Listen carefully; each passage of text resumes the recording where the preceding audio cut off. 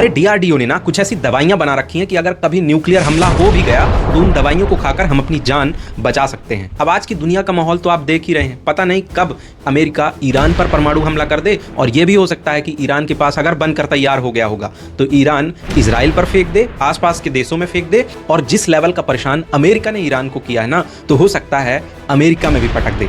अब देख लो, लड़ाई को लगभग 3 हफ्ते होने जा रहे हैं। पूरी दुनिया में ऑयल क्राइसिस, एनर्जी क्राइसिस देखने को मिलने लगी है। भारत में भी क्या कुछ चल रहा है आप ये सब कुछ फील कर रहे होंगे। सबके मन में शंका है, डर है कि कहीं कोई किसी पर परमाणु हमला सच में तो नहीं कर देगा। तो देखो, अब तक जो सबसे विध्वंसक हथियार बनाया गया है ना, वो यही है, न्यूक्लियर वेपन। और ये जिस भी जगह गिरेगा तो उसके लगभग 100 किलोमीटर के रेडियस में तो ना कोई दवाई काम करेगी और ना ही कोई दूसरे तरीके से यहाँ के लोग बहुत लंबे समय तक सर्वाइव कर पाएंगे। वो 1945 जैसे हिरोशिमा और नागासाकी जैसे मत समझना कि वहां तो बहुत कम एरिया में डिस्ट्रक्शन हुआ था। अब के जो वेपन्स है ना, वो हाईली मॉडर्न वेपन है, बहुत ज्यादा विध्वंसकारी शक्तियां समाई हुई हैं इन परमाणु हथियारों में। अब अपन बात कर लेते हैं कि मान लीजिए दूर किसी देश में अगर परमाणु हमला हुआ तो हमें कौन कौन सी सावधानियां बरतनी चाहिए। हमारे डीआरडीओ ने WHO की गाइडलाइंस, डॉक्टर्स और अन्य वैज्ञानिकों की सहमति से कुछ ऐसी दवाइयां बनाई हैं जिन्हें खाकर रेडिएशन से बचा जा सकता है। सबसे पहली दवाई है पोटेशियम आयोडाइड की गोलियां। ये सबसे जरूरी चीज है दोस्तों।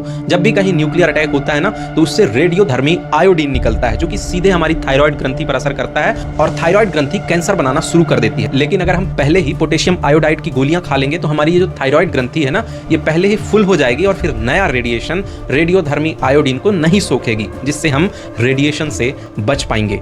दूसरी मेडिसिन का नाम है प्रूशियन ब्लू। ये एक ऐसी दवाई है जो स्पंज का काम करती है, हमारे शरीर के अंदर जाके थैलियम या सीजियम जैसे रेडियो एक्टिव पदार्थों को सोख लेती है और बिना शरीर को नुकसान पहुंचाए स्टूल के थ्रू खुद भी पास हो जाती है और इन रेडियो एक्टिव पदार्थ को भी पास कर देती है। तीसरी दवाई का नाम है डाईएथिलीन ट्राइएमीन पेंटाएसीटेट। ये इतनी असरदार दवाई है कि अगर हमारे खून में रेडियो एक्टिव पदार्थ या प्लूटोनियम जैसी धातुएं घुल जाएं तो ये DTPA हमारे खून से इन हानिकारक जहरीले पदार्थों को खींच के बाहर कर देगी। अब सवाल ये है कि ये दवाइयां हैं कहाँ? क्या किसी मेडिकल स्टोर में मिलेंगी या किसी क्लिनिक या हॉस्पिटल से लेनी पड़ेगी? तो आप घबराइए मत, ढेर सारी दवाइयां भारत सरकार के पास हैं, DRDO के पास हैं, NDRF, SDRF और हर जिले में एक emergency and disaster management department होता है। उन सभी दफ्तरों में, कार्यालयों में, डिपार्टमेंट में ये दवाइयां रखी हैं। अगर ऐसी सिचुएशन आएगी तो आपको कहीं लेने नहीं जाना पड़ेगा, ये दवाइयां आपके घर तक सेफली खुद पहुंचाई जाएंगी। और जिस तरीके की सिचुएशन चल रही है ना, उसे देखते हुए भारत सरकार ने इन दवाइयों के प्रोडक्शन को भी बढ़ा दिया है।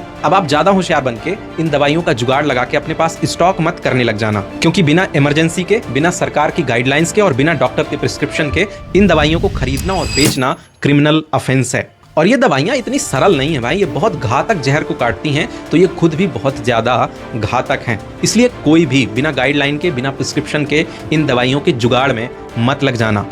हालांकि इस टाइप की सिचुएशन आने के चांसेस बहुत कम है, लेकिन अगर आ गई तो हम सबको धीरज से काम लेना है। ऐसी सिचुएशंस में अपनी और अपनों की देखभाल करने के और भी बहुत सारे तरीके हैं जिन्हें मैं आपके साथ शेयर करते रहूंगा। आप अपने जिन भी लोगों से प्यार करते हो उन्हें ये वीडियो जरूर दिखाइए। अगर फेसबुक में देख रहे हो तो पेज को फॉलो कर लो, और अगर यूट्यूब में देख रहे हो तो तुरंत सब्सक्राइब कर लो।